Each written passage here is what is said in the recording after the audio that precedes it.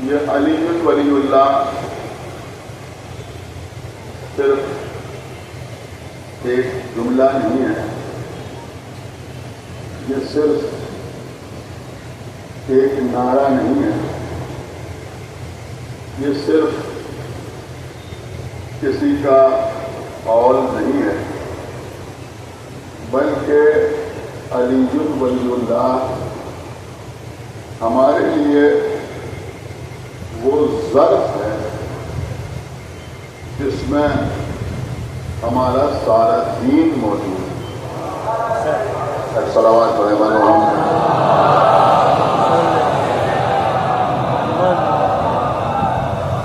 الحمدللہ ہم نے، دیکھیں انشاءاللہ یہ آج نہیں، بعد میں آپ کی خدمت کروں گا، الحمدللہ ہم نے اللہ کی توحید اسی سے حاصل، ہم نے رسول کو اسی آئینے میں بھی، ہم نے نماز اسی مکتب سے سیکھی، ہم نے روزے کے احکام اسی مکتب سے حاصل کیے۔ تو عزیزوں، علی ولی اللہ ہمارے لیے دین کی حیثیت رکھتا ہے، مذہب کی حیثیت رکھتا ہے، یہ ہماری شناخت ہے، یہ ہماری پہچان ہے، اس کے بغیر ہمارا کوئی وجود نہیں۔ جیسا کہ اس سے پہلے کی مجالس کو میں نے آپ کی خدمت میں عرض کیا کہ مولا علی اللہ کے ولی ہیں، اس سے کوئی مسلمان انکار نہیں، سب علی کو اللہ کا ولی سمجھتے بھی ہیں اور کہتے بھی، لیکن لوگوں نے لفظ ولی کو بہت زیادہ سبک کر دیا، ہلکا کر دیا، ہر شخص کو ولی کہنا شروع کر دیا۔ کسی کی قبر گلی میں نظر آ گئی،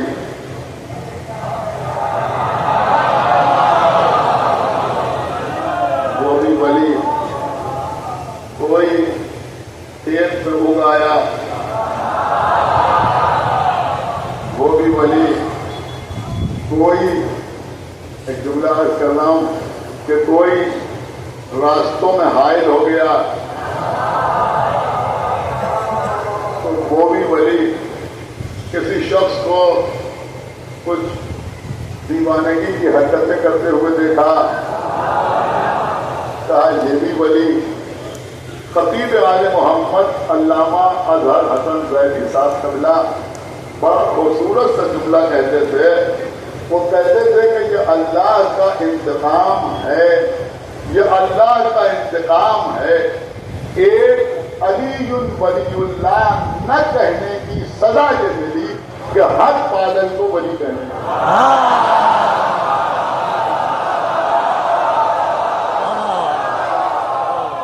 صلوات محمد وآلہ۔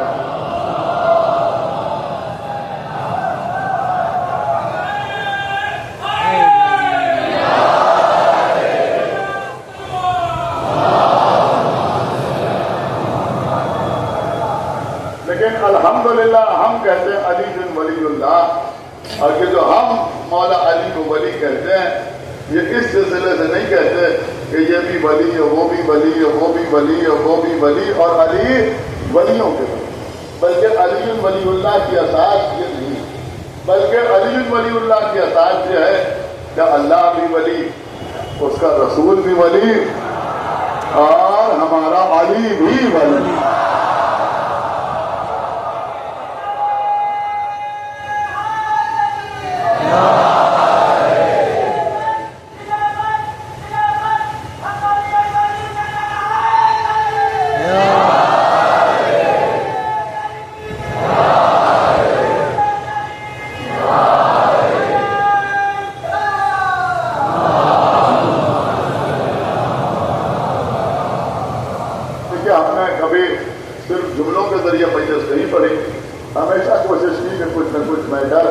کچھ نہ کچھ باتیں لوگوں تک، اور دیکھیں جب सिलसिले में हमारे पास एक नहीं बे शुमार दलीलें मौजूद हैं। मौला कायनात की खिलाफत बिला फजल के सिलसिले में हमारे पास सबूतों का अंबार आयात की सूरत में, अहादीस की सूरत में, हमारे पास नकली दलीलें भी हैं। नकली का मतलब किताबों में लिखी हुई, जो किताबों में नकल, हमारे पास अकली दलीलें भी मौजूद हैं।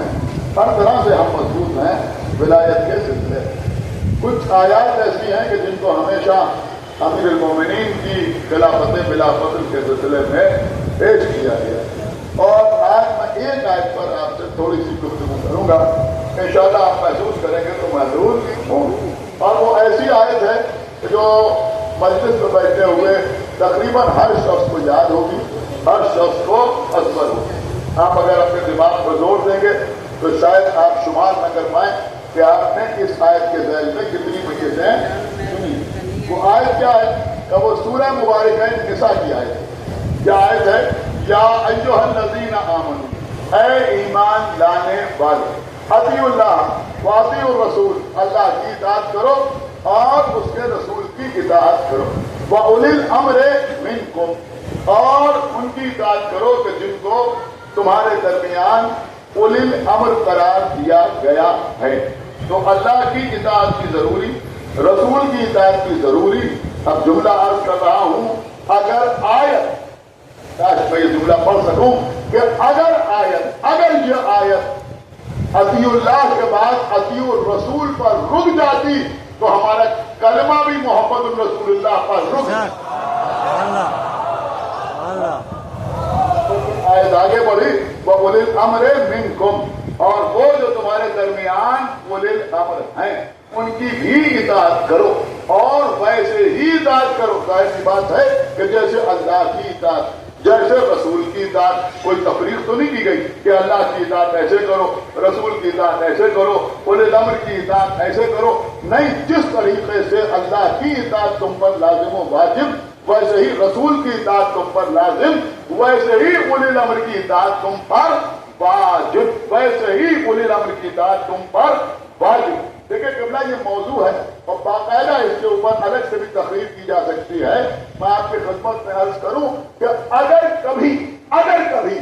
कभी किसी गैर मासूम की इताअत का हुक्म दिया जाता है तो हमेशा शर्तों के साथ दिया। कोई सलवात पढ़ने वालों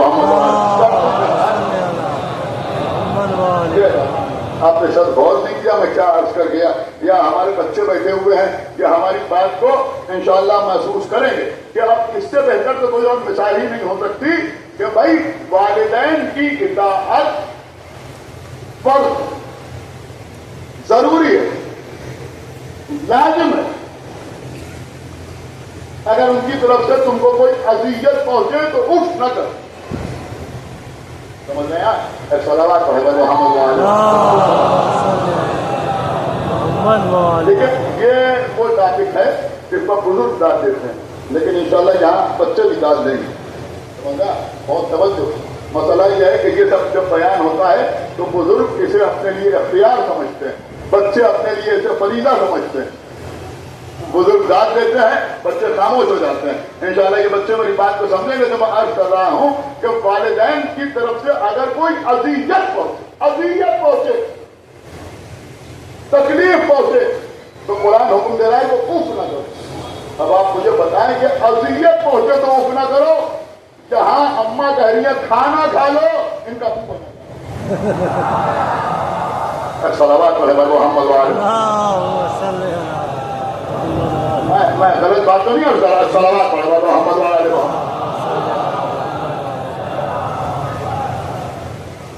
समझ रहे हैं या नहीं समझ? खामोश रह के न सुनिए, बात सुनिए और उसके ऊपर अमल कीजिए।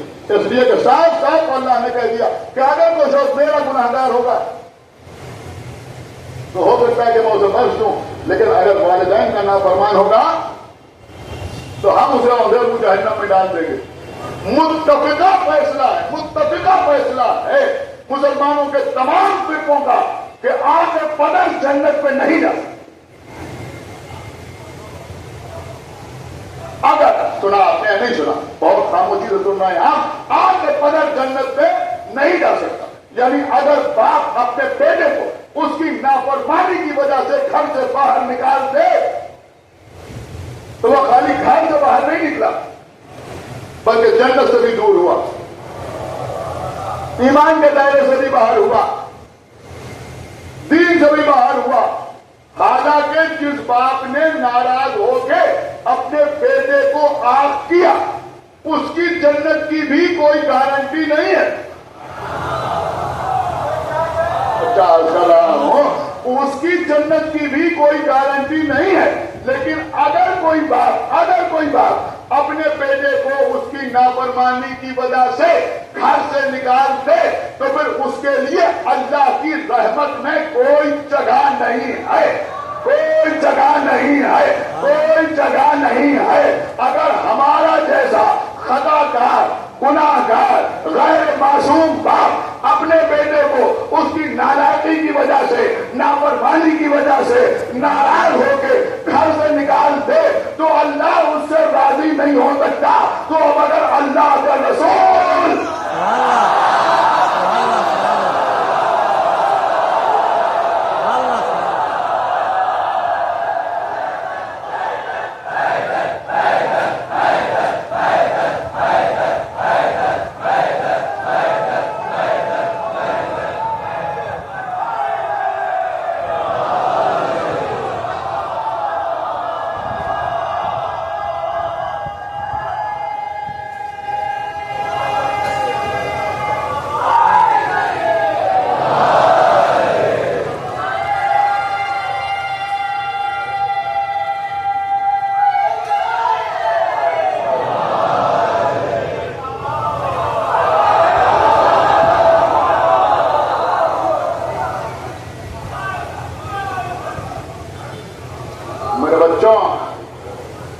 اگر تمہارے والدین باحیات ہیں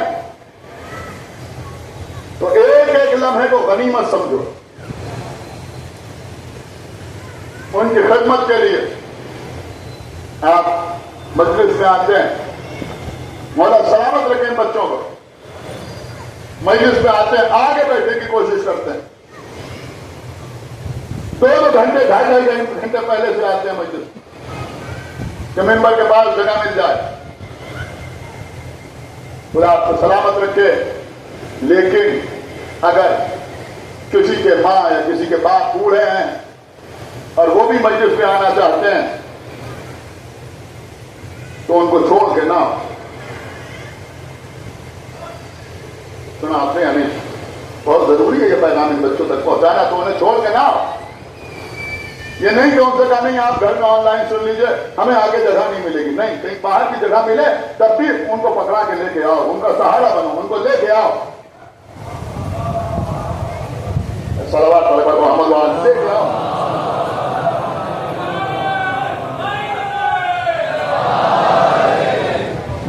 کچھ سنا آپ نے نہیں سنا؟ میں نے کیا کیا؟ ان کو اپنے ساتھ لے کے آؤ، اس لیے کہ اس وقت جو تم فرش اعلیٰ پر آگے بیٹھے ہوئے ہو یہ بھی ان کا احسان ہے، بچپنے میں تمہیں گود میں لے کے آئے۔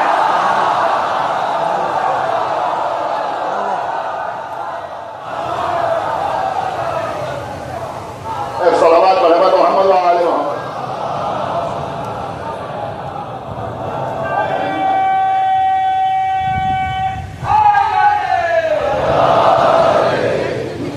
تمہیں گود میں لے کے آتے تھے، اب تم ان کا سہارا بنو، ان کو لے کے آؤ۔ اور اذان امام حسین علیہ السلام جو تمہارے گھر میں آدھا کھانے سجے ہوئے ہیں، جو گھر میں مجلس ہو رہی ہے، صرف پیسے سے نہیں بلکہ ہاتھ پیروں سے عزاداری کرو۔ آپ میری بات سمجھے یا نہیں سمجھے؟ ہاتھ پیروں سے عزاداری کرو، گھر میں فرش اعلیٰ بچھاؤ، تبرک خود خرید کے لے کے آؤ۔ آپ کو پتہ نہیں اس کا اجر کیا ہے؟ صلوات علی محمد گھر کی عزاداری میں بھرپور دلچسپی۔ تو بہت میں آپ سے کہہ رہا تھا کہ ماں باپ کی اطاعت فرض ہے، لیکن وہاں شرائط ہیں۔ کیا شرائط ہیں؟ کہ شرائط یہ ہیں کہ اگر کہیں پر ماں باپ کی اطاعت اللہ کے احکامات سے ٹکرانے لگے اللہ جانے آپ سمجھ رہے ہیں میری بات یا نہیں سمجھ رہے ہیں. اگر ٹکرانے لگے تو پھر نہ باپ کی اطاعت کی جائے گی نہ ماں کی اطاعت کی جائے گی. کیوں؟ کہا اس لیے کہ ان کا حکم اللہ کے حکم سے ٹکرا رہا ہے. آپ بالغ ہو گئے, صحت مند ہیں, کوئی شرعی عذر نہیں ہے, کوئی شرعی عذر نہیں ہے. رمضان کا مہینہ آ گیا, اماں محبت کی وجہ سے کریے بیٹا آج گرمی زیادہ ہے روزہ نہ رکھو.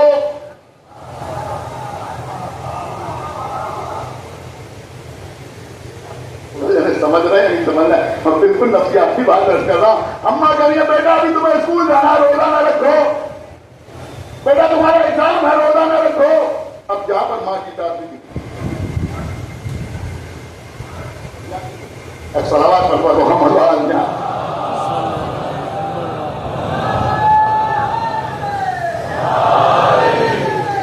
کچھ چلے. اماں کہہ رہی ہے بیٹا صبح کا وقت ہے سو جاؤ, بہت دیر تک جاگ کر رہے پڑھ رہے تھے, اب سو جاؤ, نماز پڑھنے کی ضرورت نہیں, اللہ کا حکم ہے اٹھو نماز پڑھو. جہاں نماز کی اطاعت ہوگی نہ بات کی اطاعت ہوگی. بات سمجھا؟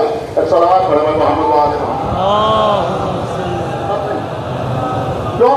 کیا ماں باپ ہے, ان کی اطاعت ہم پر لازم ہے, واجب ہے, سب اپنی جگہ پہ ہے. لیکن اگر ان کا حکم اللہ کے حکم سے ٹکرانے لگے تو اب ان کی اطاعت نہیں ہوگی. خدا نہ کرے یہاں بیٹھا ہوا کوئی شخص ایسا نہیں ہوگا, لیکن بہرحال میں عرض کر رہا ہوں, بات تو کہنی پڑتی ہے کہ بہرحال ابا نے اس بدان میں حق تو ان کے بھائی کا بھی تھا لیکن نہیں دیا, حق تو ان کی بہن کا بھی تھا لیکن انہوں نے نہیں دیا, ابا نے نہیں دیا. اب ہم کہہ رہے ہم کیوں دے, ہمارے ابا نے نہیں دیا. اگر تمہیں معلوم ہے کہ ان کا حق تھا تو تم دے دو, تم بھی بخشے جاؤ گے, تمہارے باپ بھی بخشے جائے.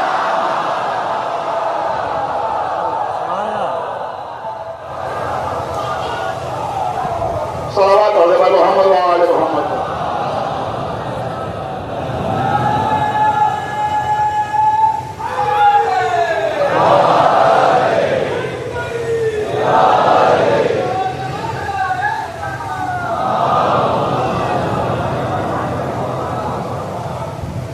اگر تمہیں معلوم ہے کہ بھائی اس کو ان کا حق بنتا ہے تو دے تمہارے لیے بخشش اور تمہارے بخشش. تو میں آج یہ کر رہا تھا کہ ماں باپ کی اطاعت تو لازم ہے, لیکن ان کا حکم اگر اللہ کے حکم پہ ٹکرانے لگے تو ان کی اطاعت لازم و واجب نہیں. لیکن اللہ نے جس طرح سے اپنی اطاعت کا حکم دیا اسی طرح سے رسول کی اطاعت کا حکم دیا, اور بغیر شرط کے اولی الامر کی اطاعت کا حکم دیا, تو پھر یہ ماننا پڑے گا کہ جیسے رسول معصوم ہوگا ویسے ہی اولی الامر بھی معصوم ہوگا. غیر معصوم اولی الامر نہیں. بس ایک واقعہ آج کی مجلس میں مجھے آپ کو سنانا ہے. بہت سی شخصیتیں ایسی ہیں ائمہ تحریک کے اخبار میں جو ہمارے لیے مشعل راہ ہیں. انہوں نے ایک شخصیت ہے جناب فضل ابن شاذان, ابو الفضل ابن شاذان, بہت بڑی شخصیت جناب فضل ابن شاذان. کچھ لوگوں نے لکھا کہ ان کو 2 معصوموں کی صحبت کا شرف حاصل ہوا, 8ویں اور 9ویں امام. اور کچھ لوگوں نے لکھا تو نہیں بچے, اور کچھ لوگوں نے لکھا کہ 7ویں امام کے دور میں بھی تھے, پھر 8ویں امام کے زمانے میں بھی رہے, پھر 9ویں امام کے زمانے میں بھی رہے, اور 7ویں امام 8ویں امام 9ویں امام سب سے انہوں نے روایت کی, یعنی سب سے انہوں نے حدیثیں سن کے ان کو بیان کیا. جناب فضل ابن شاذان. دیکھیے اب یہ اولی الامر والا مسئلہ مجلس تو آپ نے نماز کتنی سنی ہوگی لیکن شاید کبھی اس حوالے سے نہ سنا. تو فضل ابن شاذان ایک بات مخالفین کے گروہ کے درمیان پہنچ گئے, اکیلے تنہا. وہ بہت سے لیکن بھائی شیعہ اکیلا کافی ہوتا ہے. ایک جملہ عرض کر رہا, شیعہ اکیلا کافی ہوتا ہے. پھر عرض کرو, شیعہ اکیلا کافی ہوتا ہے, چاہے شخص ہو چاہے ملک ہو.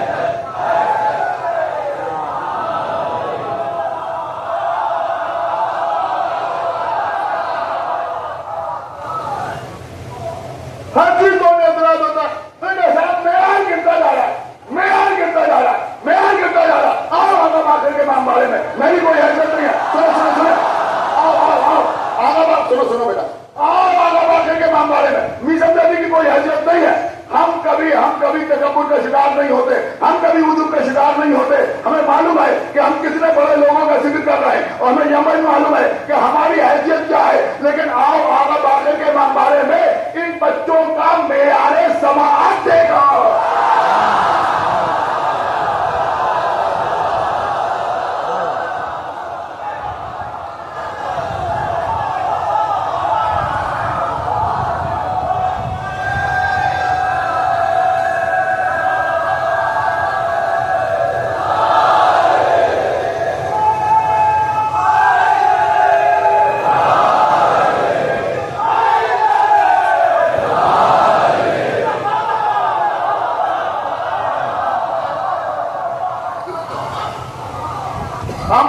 ہم کسی کی بکواس میں یا کسی کی بکواس کے چکر میں اپنے عشرے کو خراب نہیں کرنا چاہتے.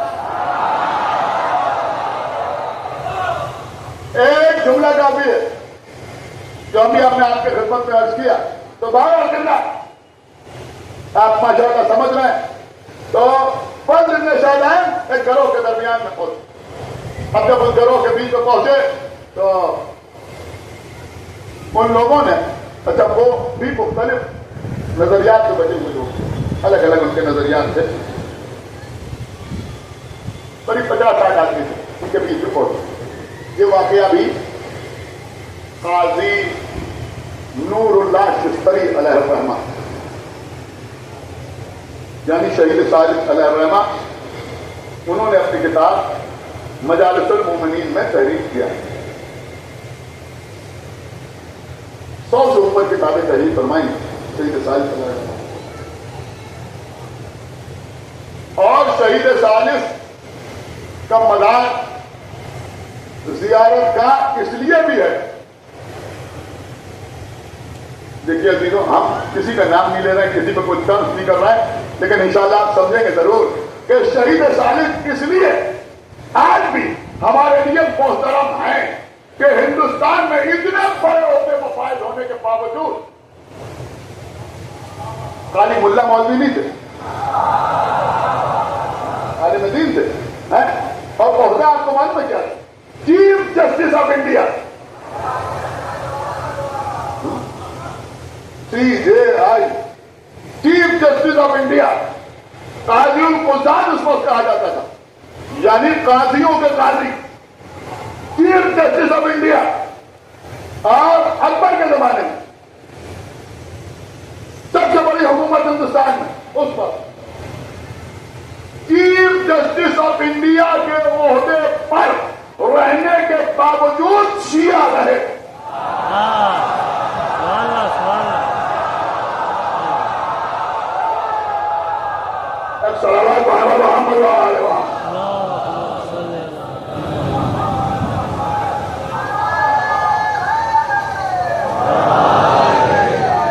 اب باقی سمجھنا تو آپ کا کام ہے. صلوات محمد کتنے بڑے ہوتے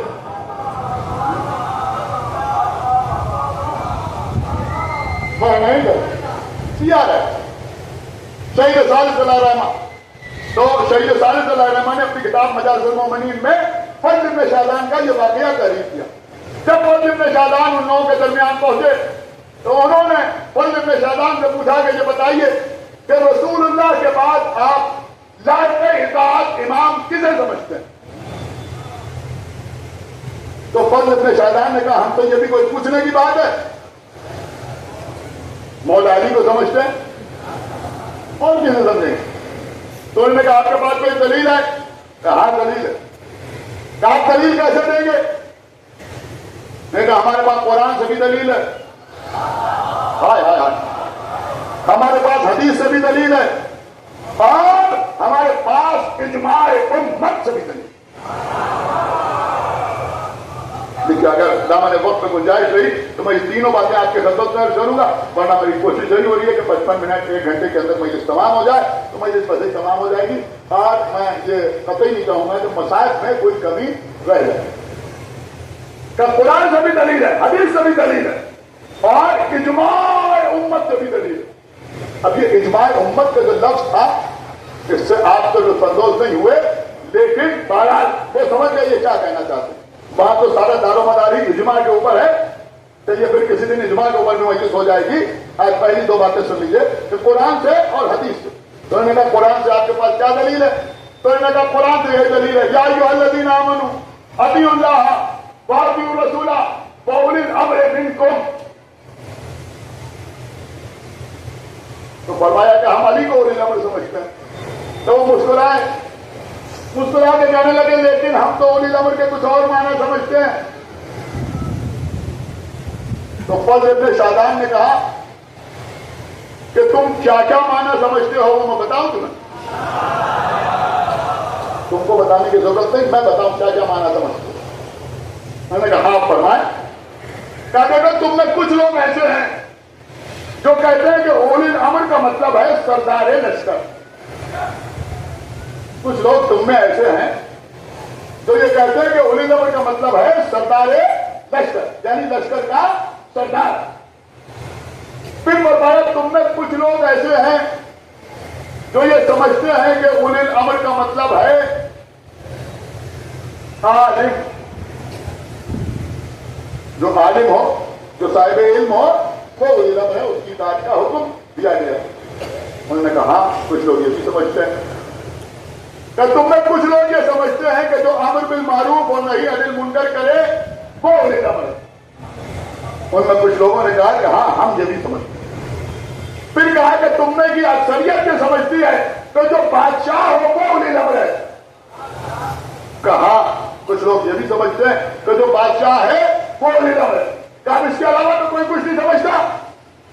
میں نے کہا نہیں، بس یہی چار معنی ہمارے یہاں رائج ہے کہ یا تو سردار لشکر اولی الامر ہے، یا عالم اولی الامر ہے علم رکھنے والا، یا امر بالمعروف نہی عن المنکر کرنے والا اولی الامر ہے، اور یا پھر جو بادشاہ ہے جو حاکم وقت ہے وہ اولی الامر ہے. اس کے بعد انہوں نے سینہ تان کے کہا اور ہم یہ سمجھتے ہیں کہ علی اور اولاد علی اولی الامر ہے. آپ نے کہا ہم یہ سمجھتے ہیں کہ علی اور ان کی اولاد اولی الامر ہے. انہوں نے کہا آپ سمجھتے ہیں لیکن ہم تو یہ نہیں سمجھتے. کہا ہاں مجھے بات تو مکمل کر لینے دو.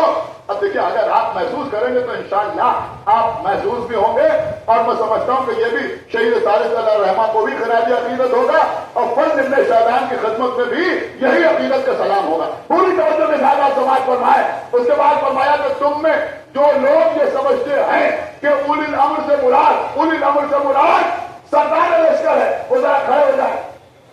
اب 50-60 آدمیوں میں 10-12 آدمی کھڑے ہو گئے. انہوں نے کہا ہم یہ سمجھتے ہیں کہ اولی الامر سے مراد سردار لشکر ہے، اور اللہ نے سردار لشکر کی اطاعت کا حکم دیا ہے. کہ میں تمہیں قسم دے کے پوچھتا ہوں یہ بتاؤ کہ نبی نے علی کو لشکر کا سردار بنایا ہے؟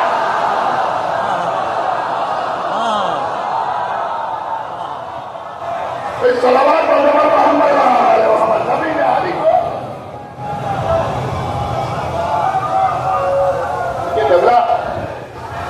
سن رہا کسے کہتے ہیں مناظرہ.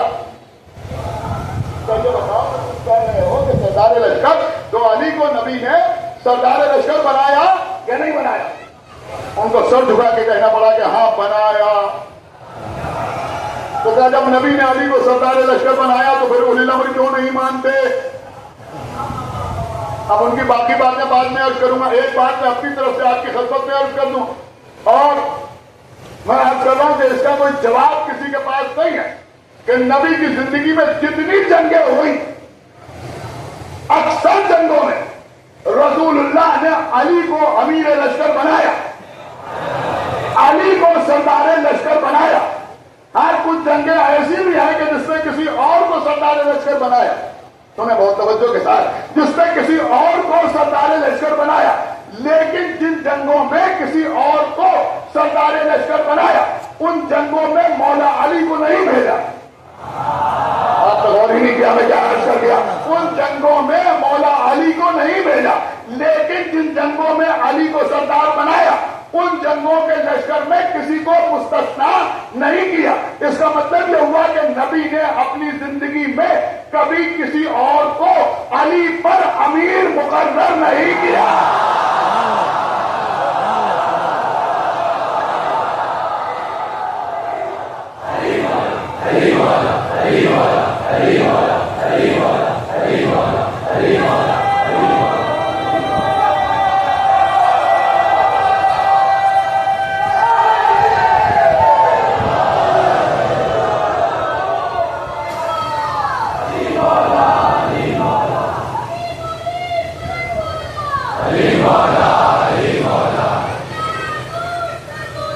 علی مولا علی مولا علی مولا علی مولا علی مولا علی مولا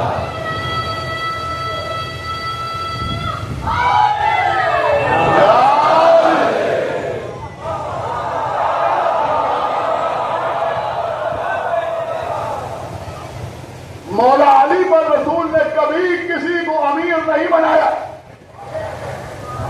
اور کوئی صحابی وہ مکی ہو یا مدنی ہو، انصار میں ہو یا مہاجرین میں ہو، ایسا نہیں ہے جس پر علی کو امیر نہ بنایا ہو، جس پر علی کو امیر نہ بنایا ہو۔ اسی لیے ہمارے شہر لکھنؤ میں خواتین ہو یا حضرات ہو، مولا علی کو ہمیشہ جناب امیر کہتے ہیں۔ آپ نے صلوات محمد دیکھیں قبلہ دو مصرع یاد آ گئے، عید قدیر کا جشن ہو رہا تھا، سرسی سے آتے تھے، ابھی بہت سے لوگوں کو یاد ہو گئے، جناب ساحل سرسوی صاحب بڑے غضب کے شاعر تھے، ساحل سرسوی کسی محفل میں آتے تھے، اور یہ بھی سمجھیے کہ جتنے عرصے تک وہ اسٹیج پر ٹکے رہے، جتنے عرصے تک وہ اسٹیج پر ٹکے رہے اتنے عرصے تک عام طور پر کوئی شاعر ٹکتا نہیں ہے۔ بڑے غضب کے عید قدیر کا موقع تھا، انہوں نے بڑے غضب کے ساقی نامہ پڑھ رہے تھے، اس میں انہوں نے دو مصرع بڑے غضب کے پڑھے، وہ فرماتے ہیں کہ جی بھر کے آج پیجیے عید قدیر ہے۔ دوسرا مصرع سنیں، قیامت کا دوسرا مصرع ہے، وہ کہتے ہیں جی بھر کے آج پیجیے عید قدیر ہے، اور دنیا فقیر ہے، میں مولا عامر۔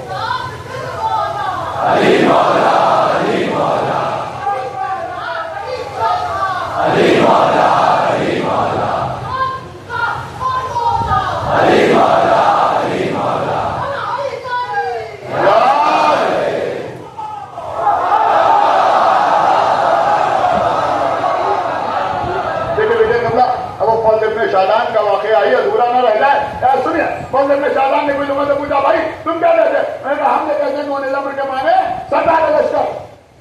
تو فرمایا یہ بتاؤ کہ علی کو رسول اللہ نے سردار لشکر کا بنایا یا نہیں بنایا؟ کہاں بنایا؟ دوسروں سے پوچھا تم بتاؤ تم کس کو کہتے ہو؟ اولی الامر۔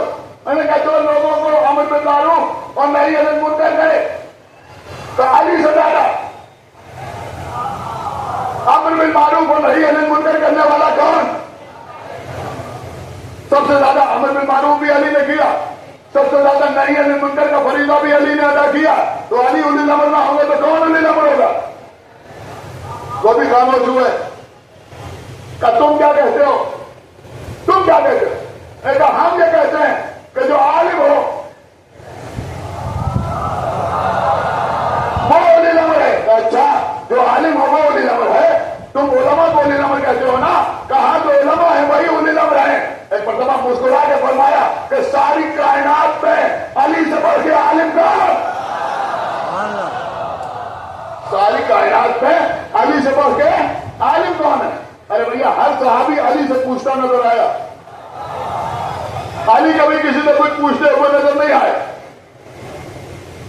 علی کسی سے پوچھتے ہوئے نظر نہیں آئے۔ پھر آخر نے پوچھا اب کیا کہہ رہے ہو؟ باقی لوگ جو بچے ہیں وہ کیا کہہ رہے ہیں؟ کہ ہم یہ کہہ رہے ہیں کہ اولی الامر سے مراد بادشاہ ہے۔ کہ اولی الامر سے مراد بادشاہ ہے؟ کہ ہاں اولی الامر سے مراد بادشاہ ہے۔ کہ بھائی آخر میں تم نے علی کے ہاتھ پہ بیعت کی یا نہیں کی؟ کیا سن رہے آپ؟ کی یا نہیں کی؟ کیا کی؟ کہ جب تم نے بیعت کی تو انعام حکومت علی کے ہاتھ میں آئی یا نہیں آئی؟ کہ آئی۔ کہ کچھ دن کے لیے صحیح علی بادشاہ مانتے ہو یا نہیں مانتے ہو؟ کہا بھائی مانتے تو ہیں، تو کہا اگر اولی الامر سے مراد بادشاہ ہے تب بھی علی ہی اولی الامر ہے، تب بھی علی ہی اولی الامر ہے۔ بس عظیموں فضل ابن شاہجہاں نے تو یہیں تک جواب دیا، لیکن میں آگے بڑھ کے عرض کروں گا تمام مسلمانوں سے کہ بھائی اب جھیبو نہیں، اب سٹاؤ نہیں، اب تکلف نہیں کرو، تم کچھ بھی سمجھتے ہو، اگر یہ سمجھتے ہو کہ اولی الامر سے مراد سردار لشکر ہے تب بھی کہو علی ولی اللہ۔ اگر یہ سمجھتے ہو کہ اولی الامر سے مراد عالم ہے تب بھی کہو علی ولی اللہ، اگر یہ سمجھتے ہو کہ اولی الامر سے مراد بادشاہ ہے تب بھی کہو علی ولی اللہ۔ بس بات تمام ہو گئی۔ اس کے بعد فرمایا کہ حدیث سے بھی میں ثابت کروں، کہاں فرمائیے حدیث سے کیسے ثابت ہے؟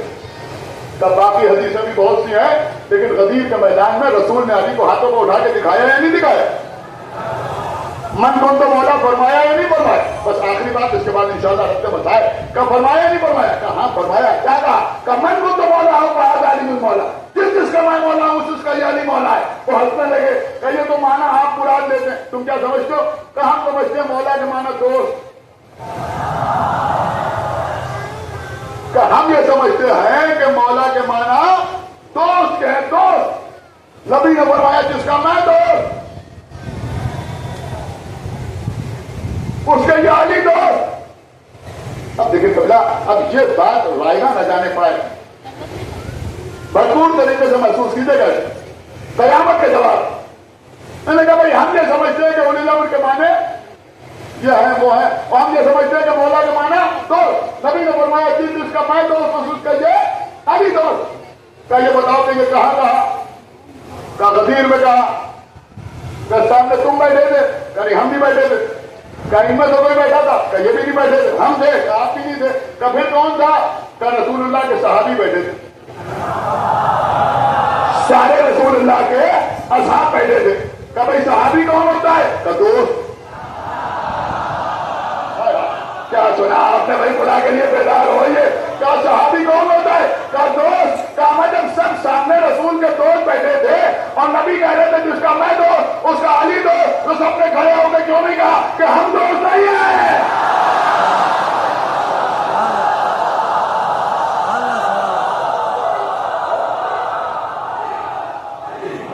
علی مولا، علی مولا، علی مولا، علی مولا، علی مولا، علی مولا، علی مولا۔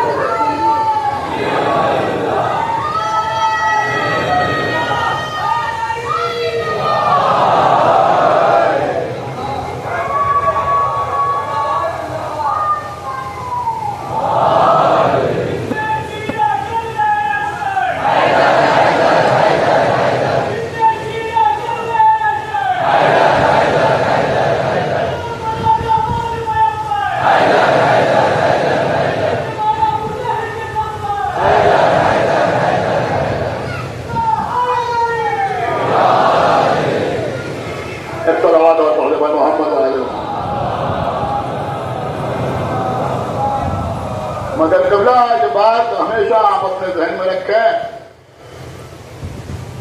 کہ واللہ یہدی من یشاء الی صراط مستقیم، اللہ جسے چاہتا ہے اسے صراط مستقیم کی طرف ہدایت کرتا ہے۔ ہم لاکھ دلیلیں پیش کریں، ہم لاکھ ثبوتوں کا ڈھیر لگا دیں، ہم لاکھ آیتیں پڑھیں، ہم لاکھ علمی گفتگو کریں، لیکن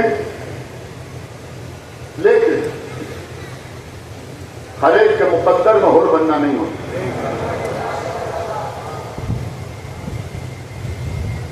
دیکھیں قبلہ، آپ ذرا صبر کے ساتھ سماعت فرمائیں، اشارت میں عرض کر رہا ہوں، دشمن بہت تیزی کے ساتھ ایکٹیو ہو رہے ہیں۔ میرے بچے خیال رکھیں اس بات کا۔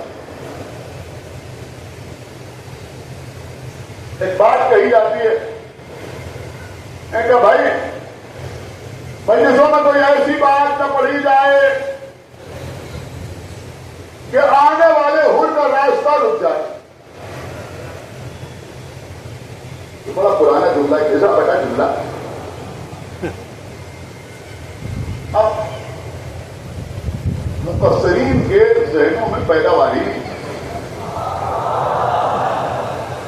اصول ہے بار بار وہی بات ہے بار بار.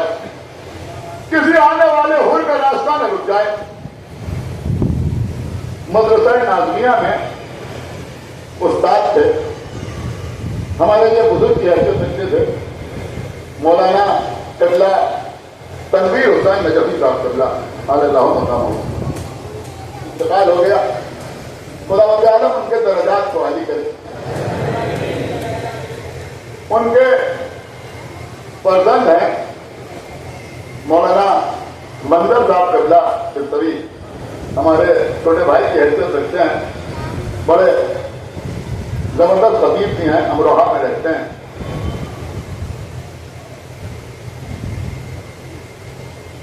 بڑی اچھی بات انہوں نے کہی. اب دیکھیے جہاں تو ہمیشہ دیانتداری سے بات کی ہے آپ ان کے لیے دعا کیجیے گا. بڑی اچھی بات انہوں نے کہی.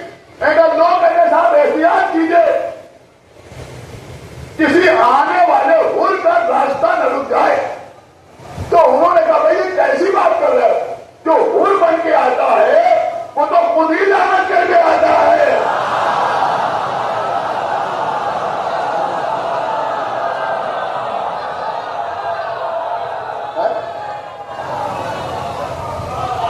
یہ جو جناب حور آ رہے ہیں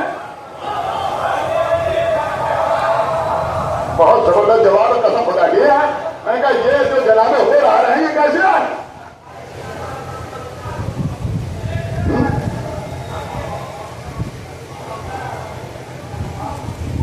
ان کے لیے بھی دعا کیجیے. صلوات پڑھا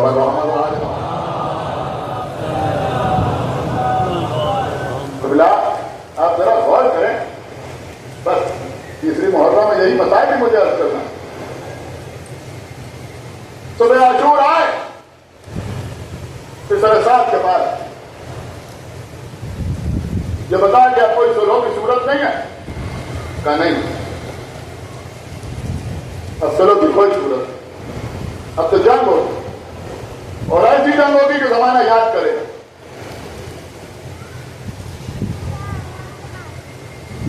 کہا اگر جنگ ہوگی تو میں تلوار بھی چلاؤں.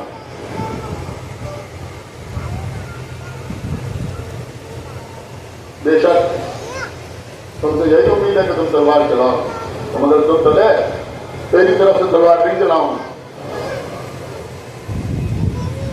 میں جا رہا ہوں نبی کے نواسے کی طرف.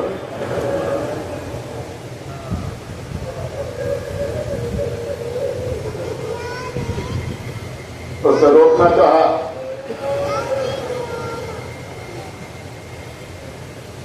نہیں ہم میں رکنے والا نہیں. گھوڑے پر سوار ہوئے. بیٹا تھا. بعض روایات میں غلام بعض روایات میں بھائی ساتھ ساتھ. کوئی دور پہنچے تھے پچھلے ساتھ نے کسی کو بھیجا. اس نے آ کے کہا اور کہاں جا رہا؟ پچھلے ساتھ کہہ رہا ادھر دولت ملے گی. تو مجھے معلوم ہے دولت ملے گی لیکن دولت کے ساتھ ساتھ قیامت تک کی لعنت بھی نہیں. میں لعنت بھیجتا ہوں ایسی دولت پر اور میں لعنت بھیجتا ہوں پچھلے ساتھ پر اور اس کے امیر جزیز پر. میں جا رہا ہوں سائن کی جانے. چلے چلتے چلتے گھوڑے کو روکا. بیٹا آگے بڑھا. بابا کیا آپ کی طرف بڑھتے ہوئے قدم رکتے بھی ہیں؟ نہیں بیٹا میرے قدم نہیں رکے. پھر بیٹا میں حسین کا مجرم ہوں. مجرم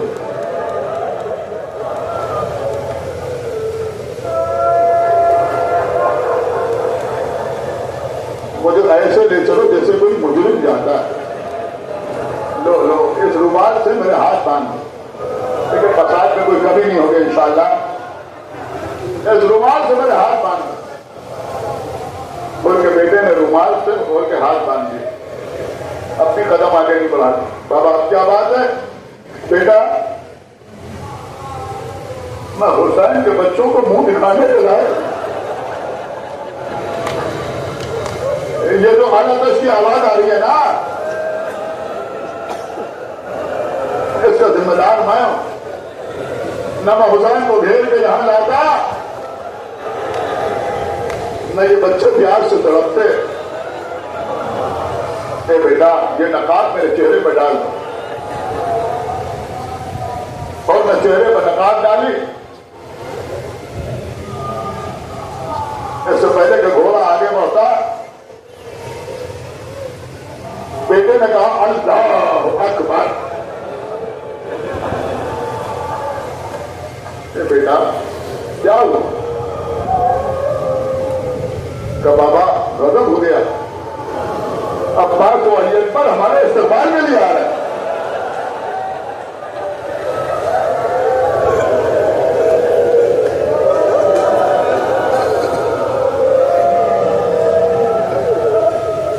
آج آپ بہت روئیں گے، آج ہمارے مہمان کے مہمان کا ماتم، جو صبح عاشور حسین کے خیموں میں مہمان آیا،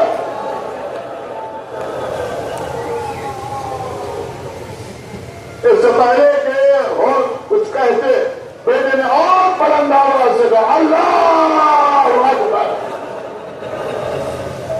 بیٹا اب کیا ہوا؟ اب تو قیامت ہو گئی، خود آقا حسین آ رہے ہیں۔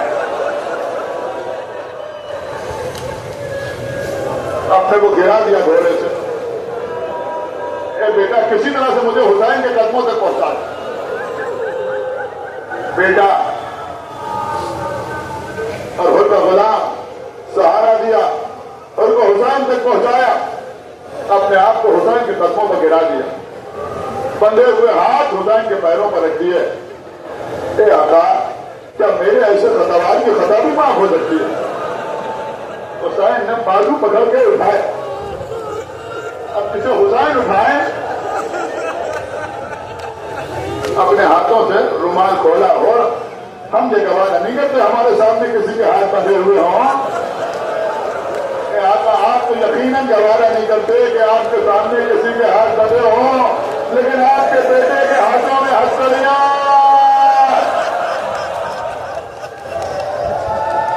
بیویوں کے ہاتھوں میں نشان، جزاک اللہ، مولا آپ کو سلامت رکھے۔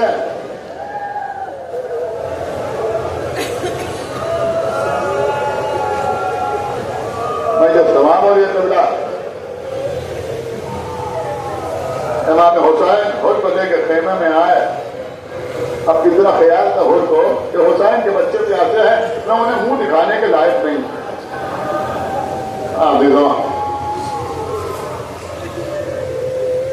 کتنا خیال ہے میرے کریم آقا کا۔ اس خیمے میں آئے کہ جہاں چھوٹے چھوٹے بچے ہاتھوں میں خالی چیزیں لیے ہوئے آتش کی آوازیں بلند کر رہے تھے، کہ بچوں میرا مہمان آیا ہے، مہمان ابھی تھوڑی دیر میں چلا جائے گا، سب جانتے تھے کیا ہونے والا ہے۔ ایک بچوں جب تک میرا مہمان ہر خیمے میں رہے اب کوئی بچہ الگ نہ گئے۔ چپ ہو گئے بچے، آپ بچوں ہمارے مہمان کو سلام کرو۔ اب چھوٹے چھوٹے بچے گھر کے سامنے سے گزرنے لگے، کملائے ہوئے چہرے، سوکھے ہوئے ہونٹ، آنکھوں میں ہلکے پڑے ہوئے، بعض چھوٹے بچوں پر پیاس کی شدت سے لڑبا تاری، ان کو سلام کر کر کے آگے بڑھ رہے ہیں۔ جیسے جیسے بچے سلام کر کے آگے بڑھتے جاتے تھے ان کی آنکھوں سے آنسو تیز ہو رہے ہوتے تھے۔ کھڑے ہو گئے آقا حسین،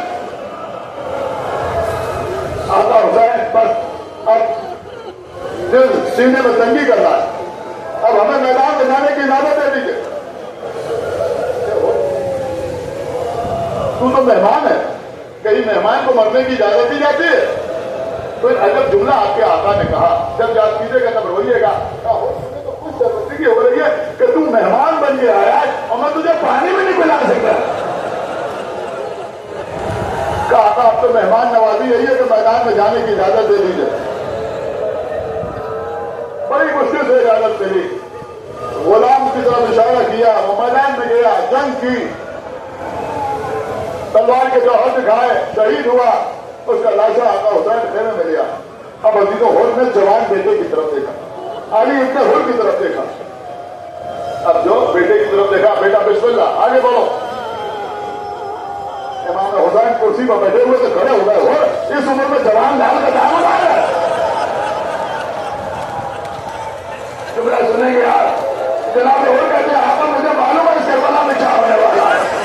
اگر آسان کا قدم اٹھا کے نوجوان بیٹھے ہوئے ہیں, اے آقا آپ کو علی اکبر کا لاشا میں بیٹے کو بنا بنائیں. اور کا جوان بیٹا میدان میں آیا, علی ابن حر کی تلوار چل رہی, لاشوں کے ڈھیر لگ رہے.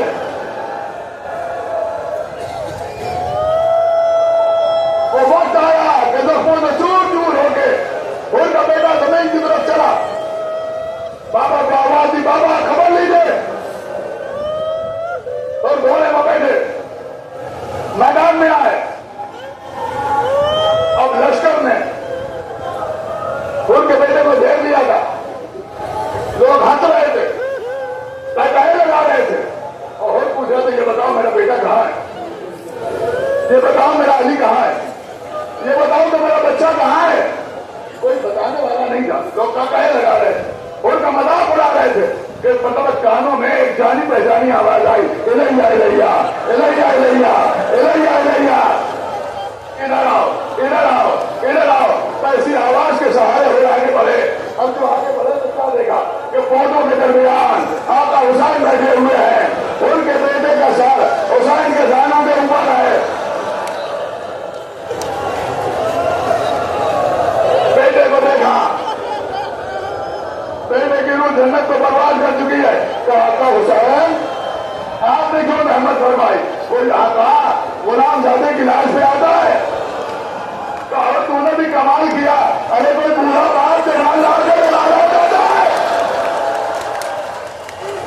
ہر سال آپ سنتے ہیں روتے ہیں, آقا حسین فرمایا ہے کہیں کوئی بوڑھا باپ دینے میں کمی نہ کرنا, کہیں کوئی بوڑھا باپ جوان لال کا جنازہ اٹھاتا ہے. یہ تو حر کے بیٹے کا لاشا ہے. آپ کہہ رہے ہیں کہیں کوئی بوڑھا باپ جوان لال کا لاشا اٹھاتا ہے. ارے وہ بول بھی آئے گا, جواب رجب کی طرف دیکھیں گے, کریئر جماعت لاشا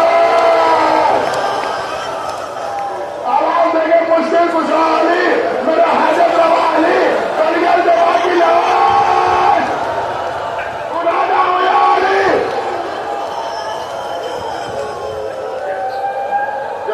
جلا جلا.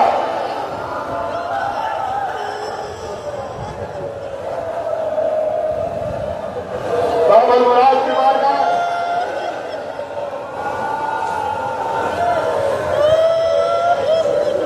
کوئی کمی مسائل میں نہ ہوگی. سنیے کرنا, ان کے بیٹے کا لاشا آ گیا, ان کے بیٹے کا لاشا آ گیا. اب خود میدان میں آئے. صاحب مالک سلطان نے پوری جنگ تاریخ کی ہے کہ ہم جنگ کر رہے تھے, تلوار چلا رہے, لاشوں کے ڈھیر لگے جا رہے, انسانی آدھا ہوا میں اڑتے ہوئے نظر آ رہے. لیکن ایک بات کہوں, تلوار تو چلا رہے تھے لیکن یہ 3 دن کے پیاسے نہیں تھے. تلوار چل رہی تھی حر کی. راوی کہتا میں نے دیکھا کہ حر کے بدن پر جگہ جگہ تیر لگے ہوئے, ان کا گھوڑا زخمی ہو رہا ہے, لیکن شجاعت پر کوئی کمی نہیں تھی.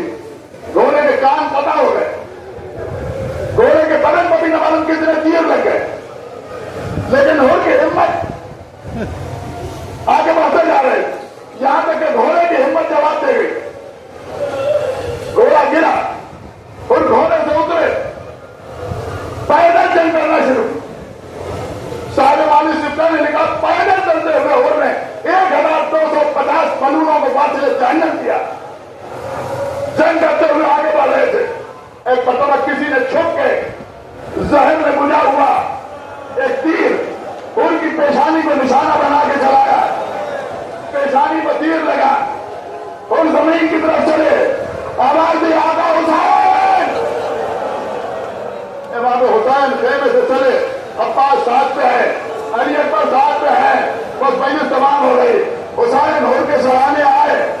اٹھا کے سانوں پر رکھا، تیر کو اپنے ہاتھوں سے نکالا، تیر کو اپنے ہاتھوں میں نکالا، کہا تھا کوئی نشانی دے دیجیے، کوئی جنت پہ جانے سے نہ روکے، صبح آپ کی خدمت میں آیا ہوں، جیب سے سیدہ کے ہاتھ کا بنا ہوا رومال نکالا، سب سے پہلے آبا کے دامن سے خون کو صاف کیا، پھر بستے سر میں بیوی زہرا کے ہاتھ کا بنا ہوا رومال باندھا، اے ہور آخر بست حسین آ گئے، زخم کو صاف کر دیا، سر پر رومال زہرا سے پٹی باندھ دی، لیکن جب یہی حسین